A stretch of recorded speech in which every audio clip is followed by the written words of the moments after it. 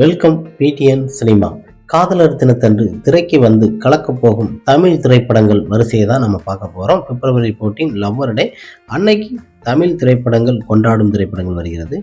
முதல் திரைப்படமாக ஒத்த ஓட்டு முத்தையா, கவுண்டமணி கதாநாயகனாகவும் யோகிபாபு மற்றும் இணைந்து நடித்த கலக்கல் திரைப்படம். இந்த திரைப்படத்தின் இயக்குனர் சாய். இந்த திரைப்படம் பிப்ரவரி 14 வெளியாகிறது.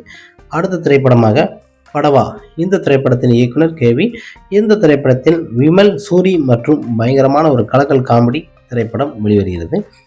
அடுத்த திரைப்படமாக அது வாங்கினா இது இலவசம் என்கிற திரைப்படம் வெளிவருகிறது. இந்த திரைப்படத்தின் எஸ்கே செந்தில்ராஜன் இயக்கியுள்ளார். இந்த திரைப்படத்தில் ராமர் அவர்கள் கதாநாயகன் நடிக்கிறார். அடுத்த திரைப்படமாக தினசரி. இந்த திரைப்படத்தின் இயக்குனர் சங்கர். இந்த திரைப்படத்தில் ஸ்ரீகாந்த் மற்றும் பலர் இருந்து நடிக்கிறார்கள். மிக பிரமாதமான ஒரு வரவேற்பு திரைப்படம். அடுத்த திரைப்படமாக காதல் என்பது பொது உடைமை.